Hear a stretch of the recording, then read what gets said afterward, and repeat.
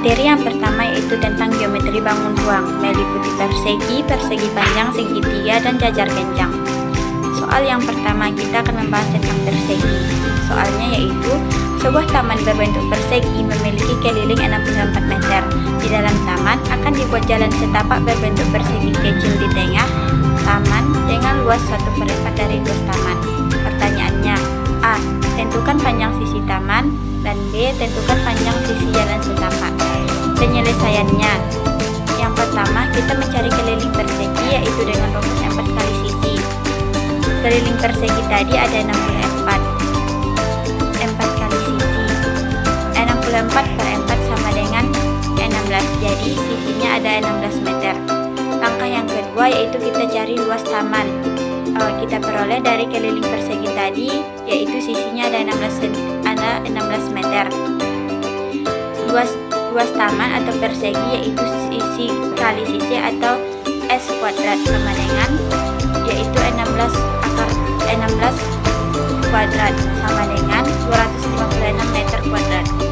Luas jalan setapak yaitu 1/4 dari luas taman yaitu 1/4 dari 256 sama dengan 64 meter. Sisi jalan setapak yaitu akar dari luas jalan setapak tadi yaitu akar dari 64 sama dengan 8 meter. Jadi kita peroleh panjang sisi taman ada 16 meter dan panjang sisi jalan setapak ada 8 meter. Soal yang kedua kita akan membahas tentang persegi panjang. Dengan soal kawat sepanjang 60 cm akan dibentuk menjadi sebuah persegi panjang. Jika lebar persegi panjang tersebut adalah 10 cm, maka tentukan A. Berapa panjang dari persegi panjang tersebut, dan B. Hitunglah luas dari persegi panjang tersebut.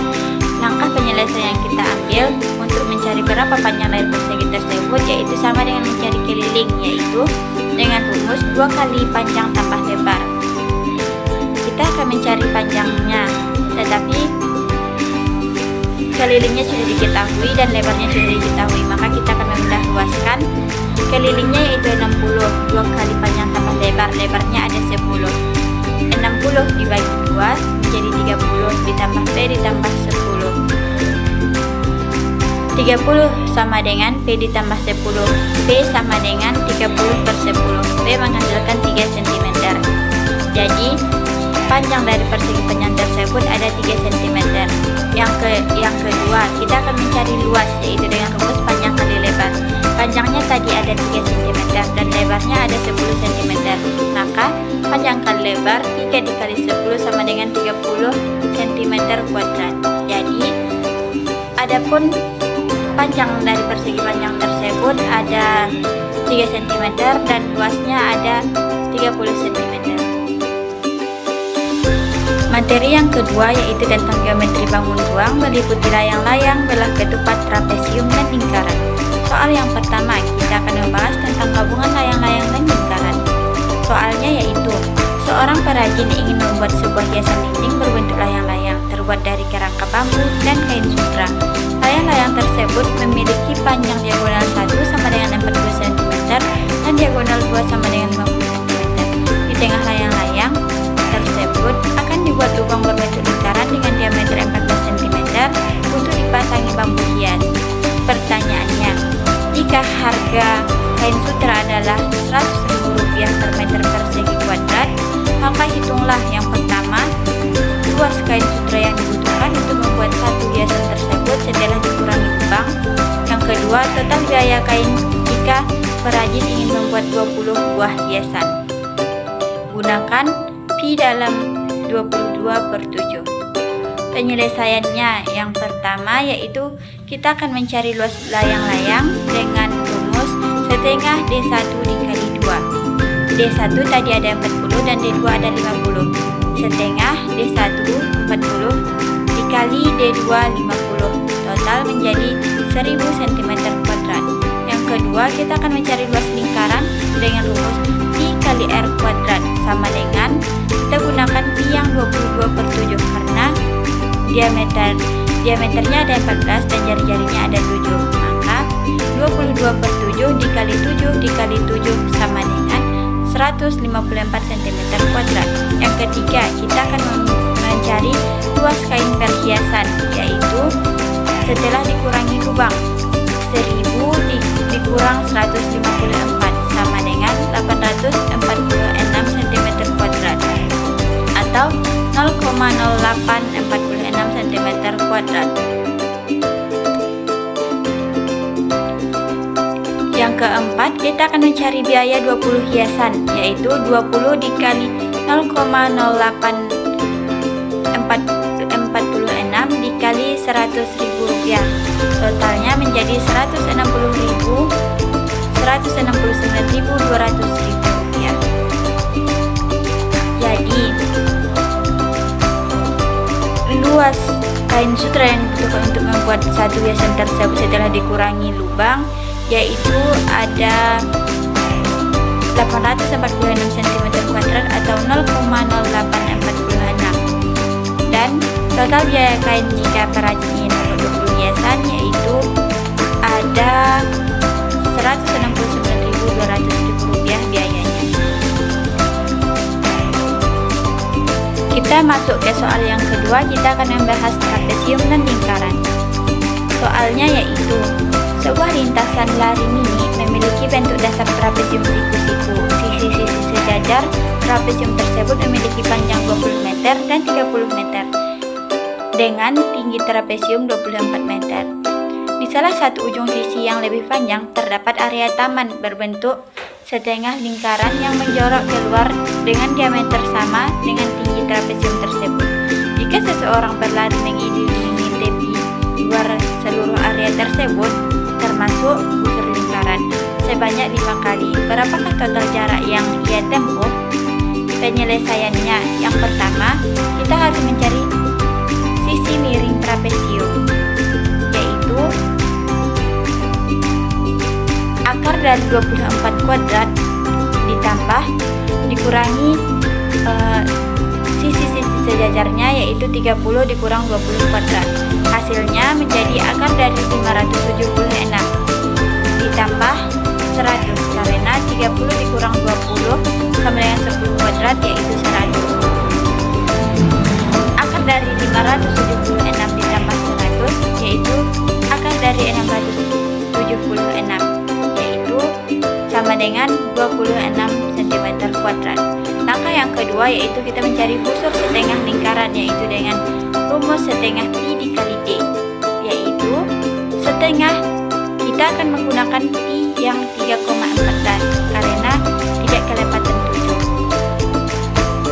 Busur setengah lingkaran yaitu setengah pi kali d sama dengan setengah 3,14 dikali 24 sama dengan 37,68 meter. Keliling total yaitu sisi sejajar 1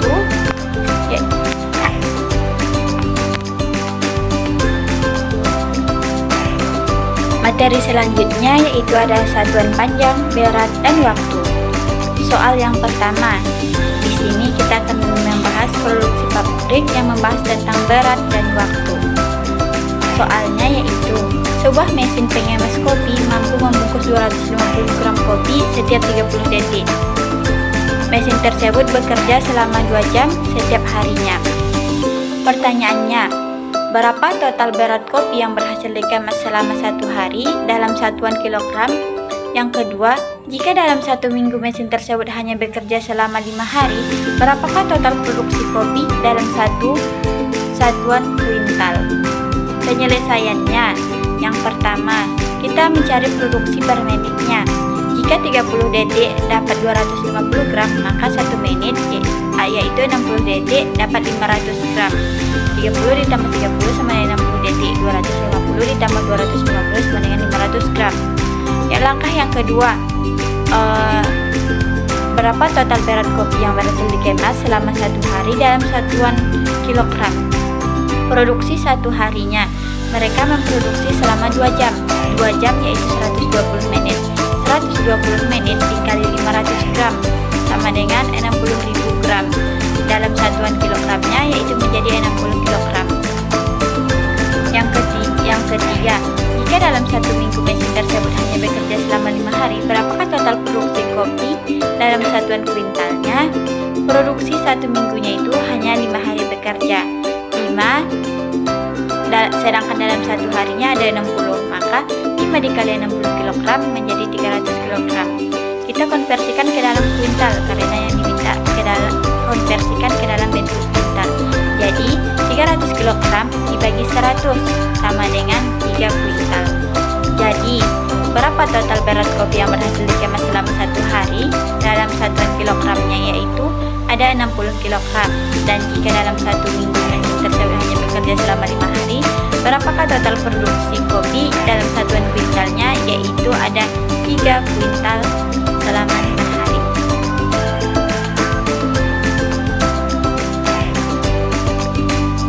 Soal yang kedua yaitu logika logistik yang membahas tentang panjang dan berat.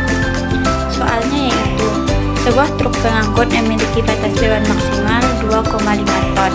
Truk tersebut sudah memuat 15 kotak besar dengan berat masing-masingnya 80 kg. Sopir ingin menambahkan beberapa batang besi yang panjangnya masing-masing 5 meter. Diketahui setiap 1 meter batang besi memiliki berat 2 kg. Pertanyaannya, yang pertama, berapa beban dalam kilogram yang masih tersisa sebelum truk mencapai batas maksimalnya?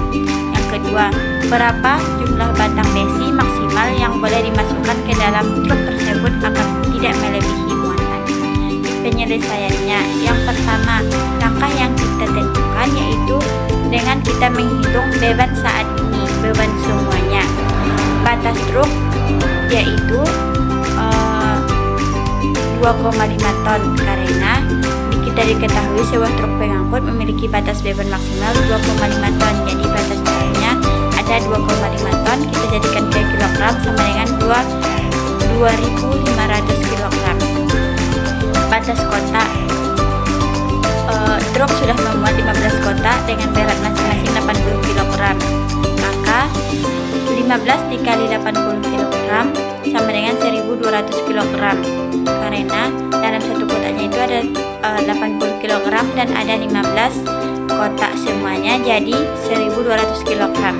Yang jadi pertanyaan pertama, berapa beban dalam kilogram yang masih tersisa sebelum truk mencapai batas maksimalnya? Sisa bebannya yaitu kita kurangkan dari beban batas truk dan beban batas kotak yaitu 2.500 kg dikurang 1.200 kg sama dengan 1.300 kg. Yang kedua,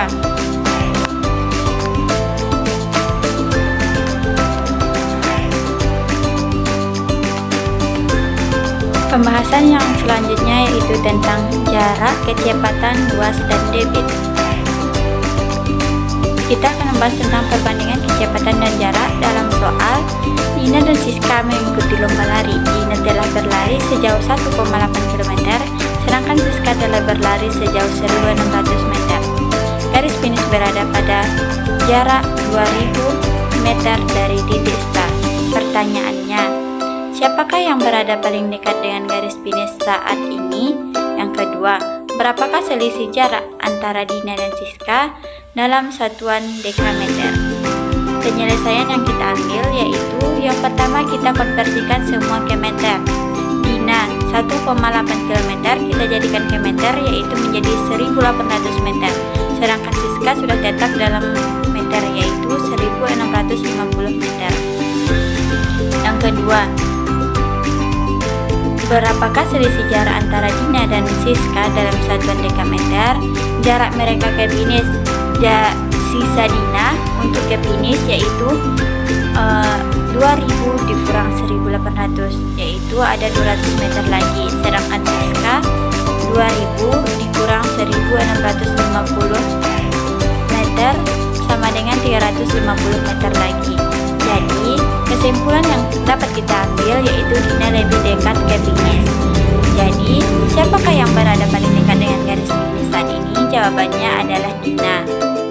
Jadi adapun selisih jarak antara Dina dan Siska dalam satuan dekameter yaitu ada 15 dekameter. Jarak Siska 350 dikurang dengan jarak Dina 200, jadi 150 meter kita jadikan ke dekameter, hasilnya yaitu 15 dekameter. Soal yang kedua, kita akan membahas tentang pengisian kolam renang raksasa yang akan membahas tentang debit dan luas. Soalnya yaitu ada sebuah kolam renang memiliki luas permukaan 200 meter persegi dengan kedalaman rata-rata 1,5 meter. Kolam tersebut sedang dikuras dan hanya tersisa 20% dari kapasitas totalnya. Pemilik kolam mengisi kembali kolam tersebut menggunakan dua pipa sekaligus, pipa A dan pipa B. Pipa A memiliki debit 1,5 meter kubik per jam dan pipa B memiliki debit 500 ml per detik. Pertanyaannya, yang pertama, berapa volume air yang harus ditambahkan agar kolam tersebut terisi penuh? Jadikan dalam liter. Yang kedua, mana pipa yang memiliki debit lebih besar? Buktikan dengan perhitungan. Jawabannya, untuk menjawab pertanyaan yang pertama, kita akan membahas tentang volume totalnya terdahulu. Kita mencari volume total dari keseluruhannya, yaitu kita ambil dari luas permukaan dan kedalaman rata-rata, yaitu ada 200 dikali 1,5 meter menjadi 300 meter kubik. Kita jadikan ke dalam liter, yaitu 300.000 liter. Sedangkan karena kolam telah dikuras dan hanya tersisa 20%, maka sisa air yaitu 20% kita jadikan ke dalam liter, yaitu 300.000 tadi kita kurang dengan 20% tersebut menjadi 60.000 liter. Jadi volume air yang harus ditambahkan agar kolam terisi penuh yaitu 60.000 liter lagi. Yang kedua, mana pipa yang memiliki debit lebih besar? Buktikan dengan perhitungan. Perbandingan debit, kita cari perbandingan debitnya. Pipa A 1,5 meter kubik per jam sama dengan 1500 dikurang 3600 detik. Totalnya menjadi 0,416 liter per detik. Dan pipa B 500 ml per detik sama dengan 0,5 liter per detik. Kesimpulannya, pipa B lebih besar. Maka mana pipa yang memiliki debit lebih besar? Yaitu jawabannya pipa B. Setelah kita buktikan dengan perhitungan tadi.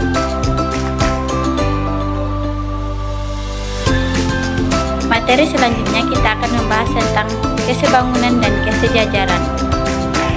Soal pertama kita akan membahas tentang misteri pohon dan tongkat, yaitu tentang kesebangunan. Pada suatu sore, seorang pramuka ingin mengukur tinggi pohon tanpa harus memanjatnya. Dia menancapkan tongkat yang tingginya 150 cm secara tegak lurus di tanah. Panjang bayangan tongkat adalah 2 meter. Pada saat yang sama, panjang bayangan pohon adalah 6 meter. Pertanyaannya, mengapa kita lebih menggunakan konsep kesebangunan untuk menyelesaikan masalah ini? Yang kedua, berapakah tinggi pohon tersebut dalam satuan meter? Kita akan menyelesaikan persoalan yang dua ini dengan langkah yang pertama. Untuk menyelesaikan soal yang pertama, kita analisis dari soal tersebut, yaitu kita akan menghasilkan kenapa kita menggunakan kesebangunan. Karena sinar matahari jatuh ke bumi dengan sudut yang dianggap sama dan pada tempat dan waktu yang sama. Maka dari hal tersebut kita dapat membentuk dua segitiga siku-siku yang sebangun, yaitu segitiga pohon dengan bayangan dan segitiga tongkat dan bayangan. Jadi sudah jelas kenapa kita menggunakan kesebangunan, karena sinar matahari jatuh ke bumi dengan sudut yang dianggap sama dan pada waktu dan tempat yang sama. Soal yang kedua, berapakah tinggi pohon tersebut dalam satuan meter? Yaitu kita akan hitung dengan menggunakan satuan yang sama agar lebih cepat dan mudah. Tinggi tongkat yaitu ada 1,5 meter dan bayangan tongkat ada 2 meter. Tinggi pohonnya yaitu belum diketahui dan bayangan pohonnya yaitu ada 6 meter. Maka bisa kita peroleh tinggi pohon belum kita ketahui, maka tinggi pohon per tinggi tongkat sama dengan bayangan pohon per bayangan tongkat, yaitu karena tinggi pohon belum kita ketahui, maka T per 1,5 sama dengan 6/2. T sama dengan 1,5 menghasilkan 3. T sama dengan, kita pindah luaskan, 1,5 dikali 3. Jadi T adalah 4,5 meter. Jadi tinggi pohon tersebut dalam satuan meternya itu ada 4,5 meter. Kita masuk kepada soal yang kedua, yaitu tentang jendela kayu yang akan membahas tentang kesejajaran. Soalnya, seorang tukang kayu sedang membuat bingkai jendela kayu berbentuk persegi panjang. Untuk memastikan bingkai itu sejajar dan presisi, ia memasang satu kayu penyangga secara diagonal dari sudut kiri atas dan sudut kanan bawah. Pertanyaannya, yang pertama, jika sudut yang terbentuk adalah kayu diagonal dengan bingkai atas 30 derajat, berapakah besar sudut antara kayu diagonal dengan bingkai bawah? Jelaskan menggunakan sifat garis sejajar. Pertanyaan yang kedua, jika tukang tersebut ingin memastikan bingkai kanan dan kiri sejajar, syarat apa yang harus dipenuhi oleh sudut-sudut pojok jendela tersebut untuk memenuhi pernyataan yang diberikan? Jawabannya, yang pertama kita akan menyelesaikan soal yang pertama, yaitu kita analisis sudut untuk mendapatkan jawabannya. Sedangkan sudutnya adalah 30 derajat. Alasannya, karena bingkai atas dan bingkai bawah sejajar, sehingga sudut yang terbentuk adalah sudut dalam berseberangan yang besarnya selalu sama, yaitu karena bingkai atas dan bingkai bawah sejajar, yaitu sudut siku-siku, sehingga sudut yang terbentuk adalah sudut dalam berseberangan. Sudut yang terbentuk yaitu sudut dalam yang berseberangan, yaitu atas dengan bawah, yang besarnya selalu sama. Untuk yang kedua, pertanyaan yang kedua, jika tukang tersebut ingin memastikan bingkai kanan dan kiri sejajar, syarat apa yang harus dipenuhi oleh sudut-sudut pojok jendela tersebut? Yaitu, dari analisis kita di atas, syarat-syarat sejajarnya itu adalah sudut di setiap pojok harus 90 derajat atau sudut siku-siku. Jika sudutnya tidak sama atau tidak siku-siku, maka garis kanan dan kiri tidak akan sejajar secara vertikal. Maka sudah jelas yang untuk jawaban yang pertama dan yang kedua. Baiklah, selanjutnya kita akan membahas tentang penyajian data. Dengan soal yang pertama, kita akan membahas tentang analisis diagram lingkaran, yaitu tentang hobi siswa. Soalnya, sebuah sekolah melakukan survei terhadap 120 siswa kelas 6 mengenai hobi mereka. Data disajikan dalam bentuk diagram lingkaran sebagai berikut. Sepak bola ada 35%, bulu tangkis ada 90 derajat bersiku-siku, menari ada 15%, membaca sisa dari sepak bola, bulu tangkis, dan menari. Pertanyaannya, hitunglah berapa banyak siswa yang hobi membaca. Pertanyaan yang kedua, jika sekolah ingin mengadakan lomba untuk hobi yang peminatnya lebih dari 25 orang, hobi apa saja yang memenuhi syarat tersebut? Jelaskan analisisnya. Baiklah, yang pertama, kita akan menjawab soal yang pertama dengan menghitung berapa banyak siswa yang hobi membaca dengan kita konversikan ke satuan terlebih dahulu. Bulu tangkis tadi ada 90 derajat berbentuk siku-siku. Karena diagramnya ada diagram lingkaran, maka kita bagi 90 derajat dengan satu lingkaran penuh, yaitu 360 derajat. Jadi dikali 100, totalnya ada 25%. Kita ibaratkan dari 360 dibagi 90, yaitu dapat 4. Jadi kita bagikan 360 bagi 4, kita kira-kirakan dengan 25%-nya. Yang kedua, total persentase membaca ada 100%. Total persentase membaca, yaitu karena persentase yang tidak ada, maka kita bagi dari persentase yang ada. 100% dikurang 35% dari sepak bola, kita tambah 25% dari bulu tangkis, dan 15% dari menari. Jadi 100% dikurang jumlah dari semuanya, yaitu 75%, totalnya ada 25% juga.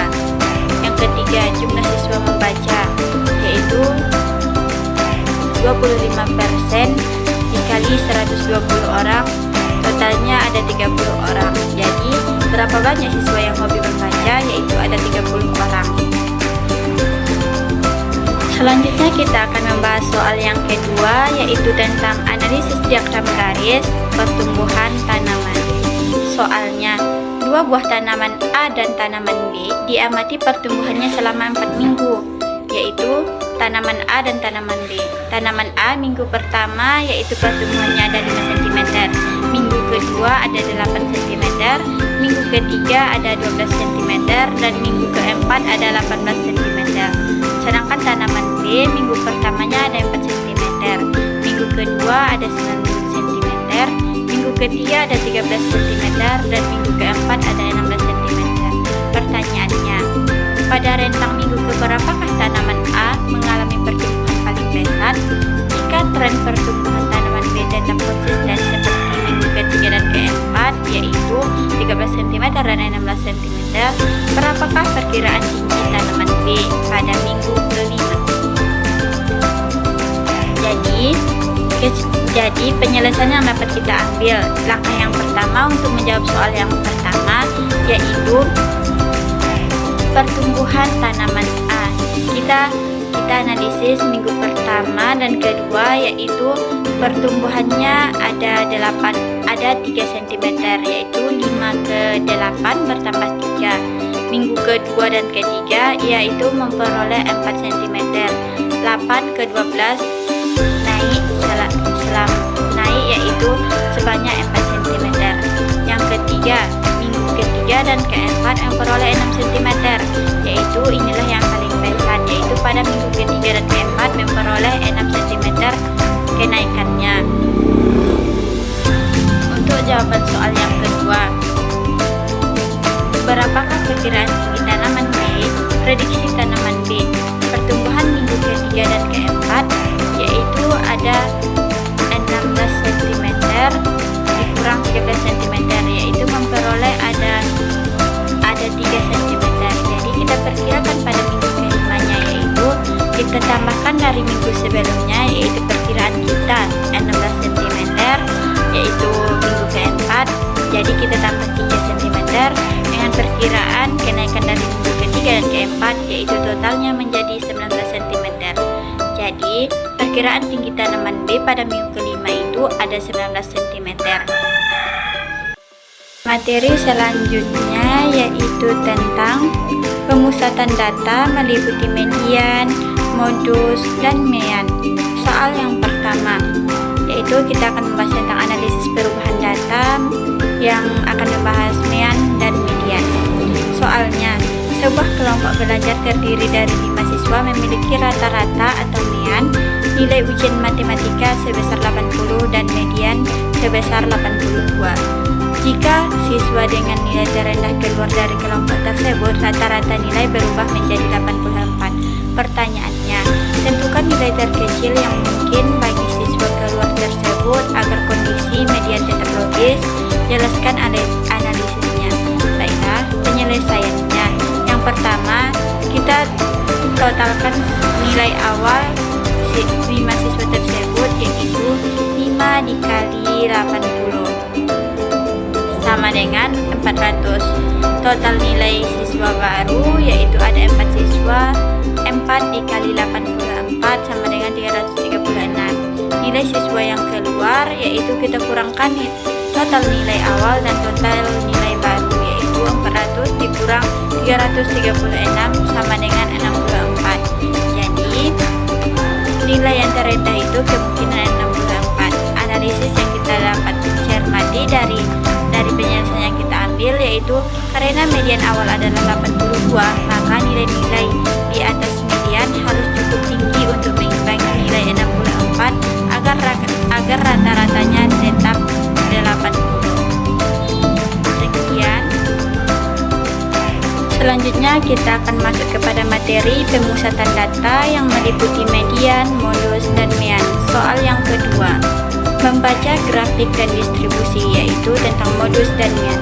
Perhatikan sebuah data nilai kompetensi karyawan di sebuah perusahaan. Diketahui bahwa data tersebut memiliki modus lebih besar daripada median dan lebih besar daripada mean.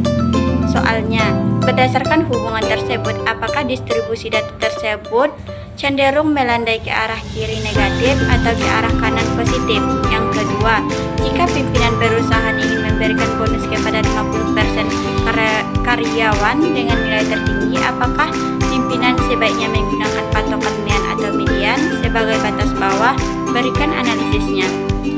Jadi, untuk menyelesaikan pertanyaan yang pertama, kita akan menganalisis dengan sifat linearitas statistik menyatakan bahwa jika data dilakukan operasi A X tambah B, maka mean, median, dan modusnya semuanya akan mengikuti operasi tersebut.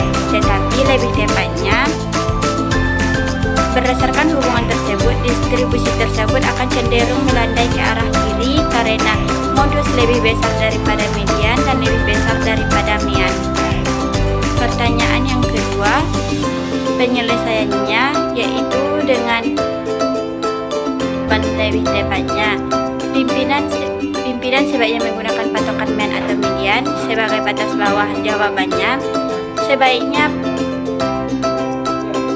sebaiknya atasan memberikan patokan dengan median karena akan lebih adil dan relevan dan akan dapat membagi bagian atas dan bagian bawah dengan adil dan akan lebih